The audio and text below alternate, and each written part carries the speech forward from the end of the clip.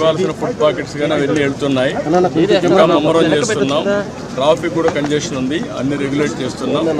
చివరి ప్రాంతానికి కూడా వెళ్లాల్సిన అవసరం ఉంది.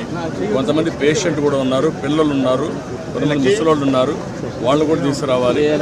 ఎవరు కూడా ప్యానిక్ రియాక్షన్ అవసరం లేదు. అందరూ ఓపిక పట్టండి. 1 గంట 2 గంటల్లో అందరం ఓపికగా ఉంటే ఇంకా తొందరగా పనులు అవుతాయి. అన్నీ చేస్తానని అప్పీల్ చేస్తున్నా.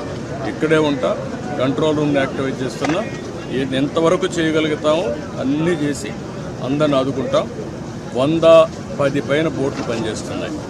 అదే మాదిరిగా 4-6 హెలికాప్టర్లు వస్తున్నాయి. ఒక హెలికాప్టర్లో ఫుడ్ పెట్టడం కానీ, లేకుంటే బోట్లో తీసుకుపోవడం కానీ, పేషెంట్లు తీసుకురావడం కానీ ఇవన్నీ జరుగుతున్నాయి.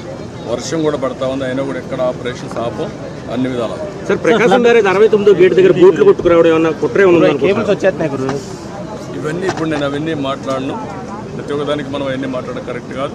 ప్రస్తుతం నా డ్యూటీ ఎట్టి పరిస్థితుల్లో కష్టాల్లో ఉండే ప్రజలను ఆదుకోవడం, వాళ్ళ ప్రాణాలు కాపాడుకోవడం, తక్షణ వాళ్ళకి కొంత సహాయం చేయడం అవసరం.